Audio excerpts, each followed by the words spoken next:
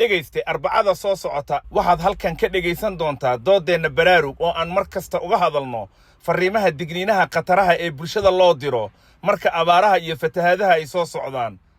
isbuucyadii la soo dhaafay waxaan ka doodnay dadku ma helaan fariimaha digniinaha qataraha iyo kalsoonida lagu qabi karo fariimahaasi haddiiba la helo.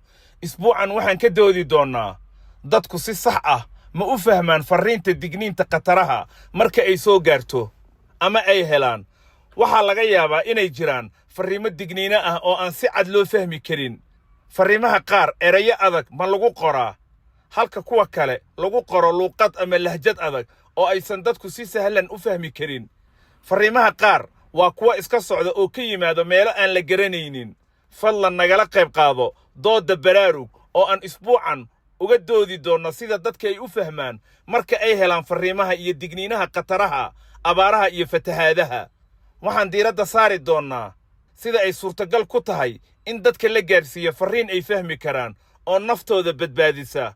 muwaadin, adigu ma fahamtaa marka aad akhriso fariimaha digniinaha abaaraha iyo fatahaadaha? aan mar kale ku celiyo, maadaama aan doonayno inaan badbaadinno nafta iyo maalka bulshada. muwaadin, marka aad hesho fariinta digniinaha ma fahantaa waxa ay ka hadlayso fariintaasi? fadlan nala wadaag aragtidaada iyo su'aalahaaga adigoo noogu soo diri kara lambarka gaaban ee 28 eber. fariinta markaad soo dirayso waa bilaash oo waa lacag la'aan. waxaad ka soo diri kartaa lambarada Golis iyo Hormuud.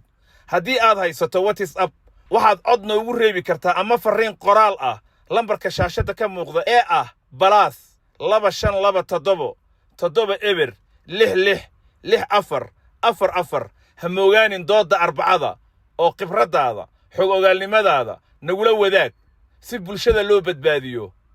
su'aashu waxay tahay, muwaadin, marka aad hesho fariimaha ka digaya abaaraha iyo fatahaadaha ma fahamtaa oo si fudud ma u akhrisan kartaa?